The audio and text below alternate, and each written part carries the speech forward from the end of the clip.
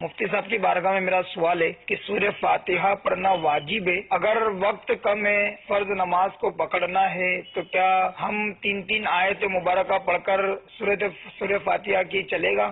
واقعی وقت اتنا کم ہے کہ اگر یہ نماز پڑھے گا اور سورہ فاتحہ پوری پڑھے گا تو وقت کے اندر سلام نہیں پھر سکتا. صحیح. اور یہ مسئلہ فجر کی نماز کے ساتھ اگر ہے ٹھیک ہے تو پھر یہ گنجائش ہے کہ یہ 3 آیتیں یا ایک آیت، 3 کا بھی وقت نہیں ہے، ایک آیت پڑھے گا اور پھر رکوع کرے. تو اگر اتنا وقت بھی نہیں ہے کہ 3 آیتیں بھی پڑھے تو ایک آیت پہ کم از کم اتفاق کرنا پڑے گا، ایک آیت تو پڑھنا فرض ہوگی. ٹھیک ہے. تو اس طرح یہ نماز کو کمپلیٹ کر لیں، لیکن اس نماز کو دوبارہ سے دہرانا ہوگا. یہ طریقہ کار اپنی نماز کو قضا ہونے سے بچانے کے لیے ہے. صحیح ہے.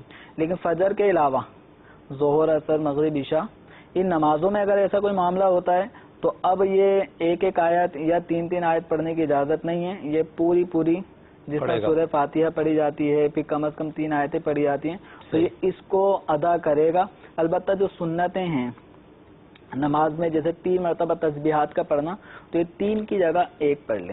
صحیح. یہ اس طرح نماز کو مختصر کر کے وقت کے اندر ادا کرنے کی کوشش کرے.